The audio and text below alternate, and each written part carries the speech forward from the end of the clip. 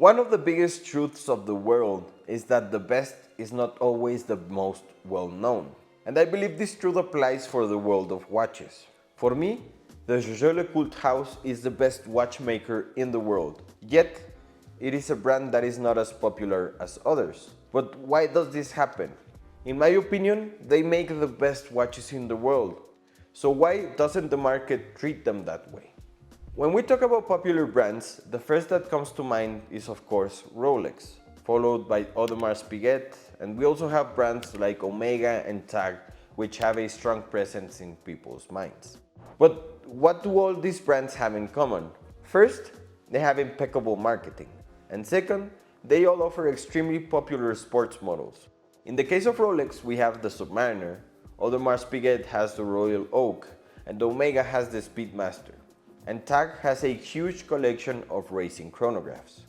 Now, many argue that what Jaeger LeCoultre lacks is a sports model that becomes an icon.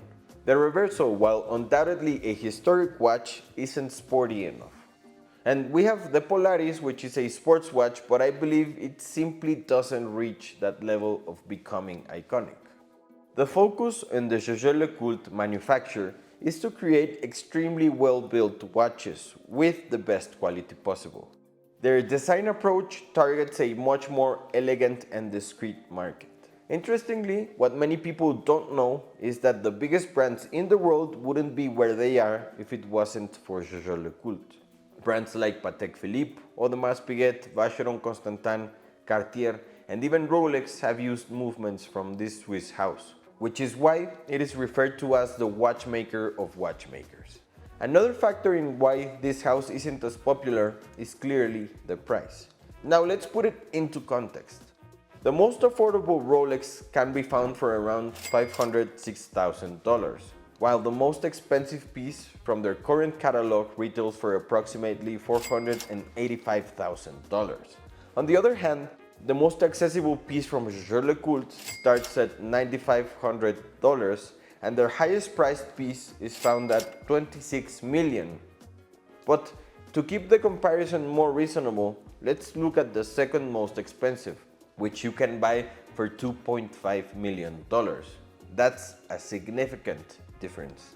Obviously, as the price of your products increases, the niche of your customers and connoisseurs becomes smaller. And the truth is that comparing Rolex to Jaeger LeCoultre is somewhat ridiculous because they are in completely different branches. Rolex is a luxury brand while Jaeger LeCoultre is ultra luxury. Now here comes the interesting part. Curiously, the brand is popular among people who know, among people who recognize the quality of their watches. You don't buy a Jaeger LeCoultre watch so others can recognize it.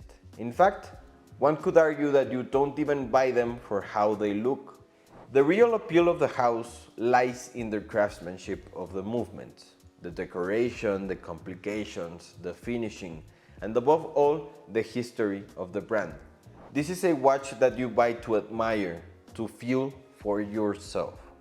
It is a watch you buy without fear of losing value because you know it's something you'll keep for a lifetime.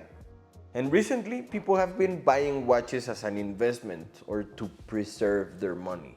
But interestingly, those who buy this brand do so for something more. They don't really care about losing money on the luxury watch they want.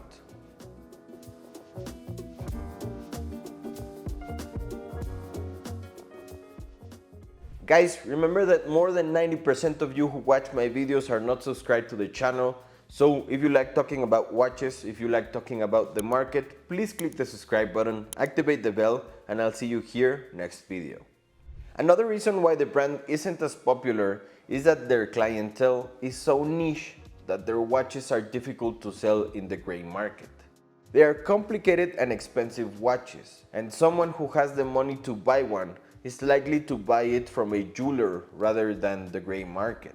Therefore, people who end up with these watches almost have to sell them at a loss to get rid of them, which isn't appealing to collectors who aren't really collectors.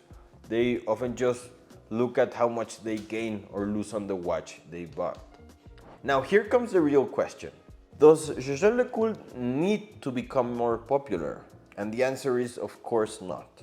I would argue that it's the last thing they need.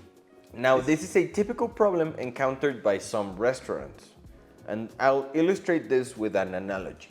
Imagine you set up a restaurant in your home.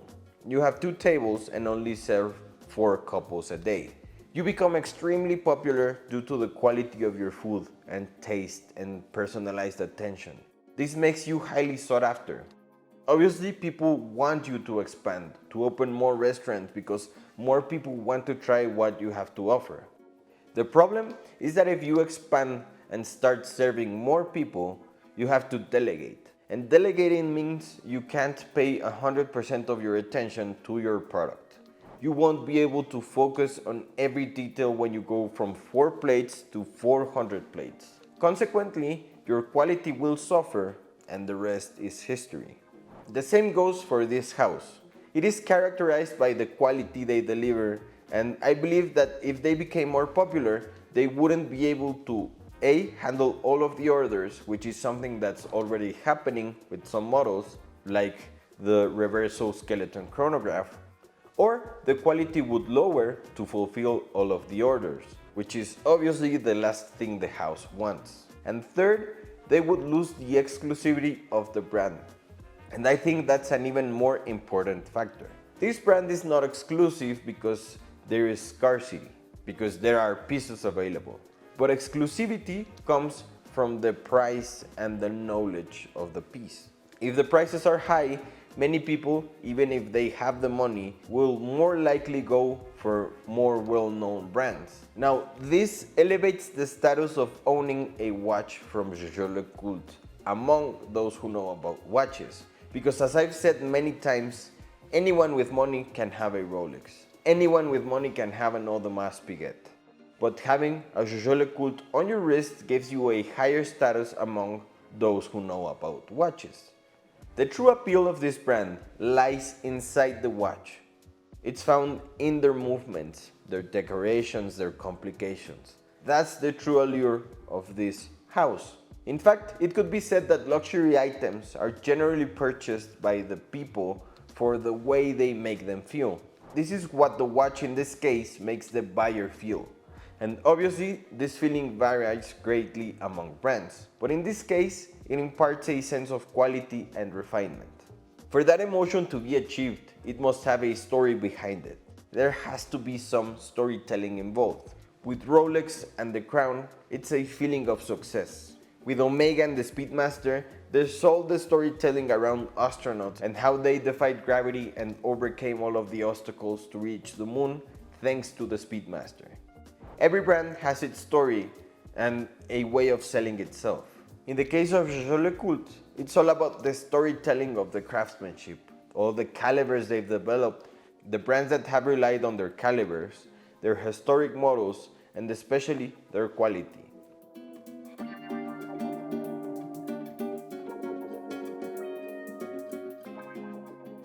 But if you notice, it's a different kind of storytelling. It's storytelling aimed at yourself, because you are the one who is going to enjoy the watch in the end. You understand the quality, you appreciate the finishing, and you understand the feeling of having such a watch.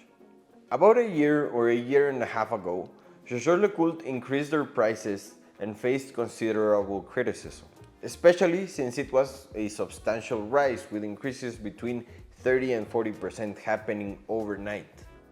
Many people said that sales would obviously drop, but interestingly, they didn't.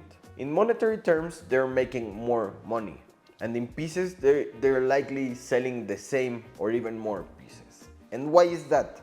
Because the people who buy this brand really don't care how much it costs. What's a $5,000 increase to them? It's nothing. Additionally, this price increase helps maintain the exclusivity and perceived value of their watches. We go back to what we discussed in the chapter about Patek Philippe and the Nautilus. These are brands that would rather not become popular because, as the word popular suggests, it's for the populace. And these watches are not for everyone, not for the masses. And that's why Jaeger LeCoultre is not popular.